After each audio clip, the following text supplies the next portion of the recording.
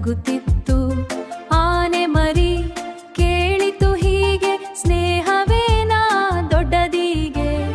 ಅಮ್ಮ ಆನೆ ಹೇಳಿತು ಮುದ್ದು, ಒಳ್ಳೆಯ ಮನಸ್ಸು ಜೀವನ ಬುದ್ಧು. ಸುಳ್ಳು ಮಾತು ಹೇಳಬೇಡ, ಸಣ್ಣವರನ್ನು ನೋಯಿಸಬೇಡ. ನದಿ ತೀರದ ಹಕ್ಕಿ ಬಿತ್ತು, ಚಿಕ್ಕ ರೆಕ್ಕೆ ನೋವಾಯಿತು. ಆನೆ ಮರಿ ನೆರವಾಯಿತು, ತನ್ನ ತೂತು ಕೈಯಾಯಿತು. ಹಕ್ಕಿ ಹೇಳಿತು ಸಂತೋಷದಿ, ಒಳ್ಳೆಯ ಕೆಲಸ ದೇವಸಿರಿ. ಸಹಾಯ ಮಾಡಿದ ಮನಸ್ಸು ಚೆನ್ನ